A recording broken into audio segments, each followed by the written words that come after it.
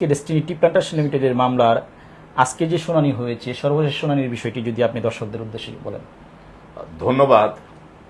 আজকে এই মামলায় মোট 4 জন সাক্ষী যথারীতি বিজ্ঞ আদালতে এসেছেন, হাজিরাও দিয়েছেন। এই 4 জনের মধ্যে 3 জন ছিলেন ব্যাংকার এবং একজন হচ্ছেন কোম্পানির তৎকালীন সেক্রেটারি মিস্টার মিজানুর রহমান।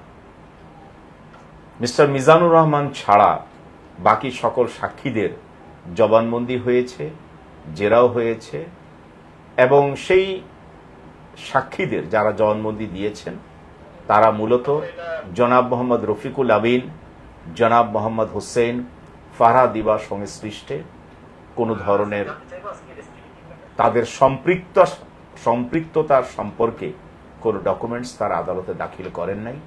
শুধুমাত্র lieutenant general M Harunur Rashid তাঁর সংশ্লিষ্টে একাধিক ডকুমেন্টস, ব্যাংক স্টেটমেন্টস, আনুষঙ্গিক ডকুমেন্টস দাখিল করেছিলেন। সে বিষয়ে আমরা জেরা করেছি। ডেস্টিনি টি প্ল্যান্টেশন লিমিটেডের মামলাটি আপনি শুরু থেকে আজ পর্যন্ত শুনানি করছেন। আমরা দর্শকদের চাওয়ার প্রেক্ষিতে আমরা জানতে চাচ্ছি, বর্তমানে এই মামলায় সাক্ষীর পরিমাণ কতজন নেওয়া হয়েছে এবং কতজন নেওয়া হবে?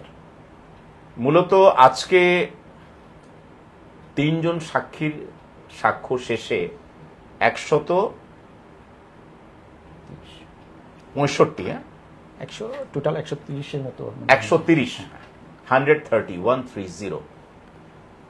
130 জন সাক্ষীর সাক্ষ্য হয়েছে, যদি আমার হিসাবে ভুল না হয়ে থাকে। এবং আজকে আমরা বিজ্ঞ আদালতকে বলেছি, বিজ্ঞ পাবলিক প্রসিকিউটরের সামনে, যে আমাদের মামলার নিষ্পত্তির মেয়াদ কিন্তু ঘনিয়ে আসছে এবং যেহেতু মহামান্য উচ্চ আদালত এই মামলাটি নিষ্পত্তি করার জন্য ইতিপূর্বে একটা সময় বেঁধে দিয়েছেন এবং এই বিচারিক আদালতকে একটা ডাইরেকশনও দিয়েছেন, সাথে কথাও বলেছেন যে নিষ্পত্তির ক্ষেত্রে উইদাউট এনি ফেইল, কোনরূপ ব্যর্থতা ছাড়াই।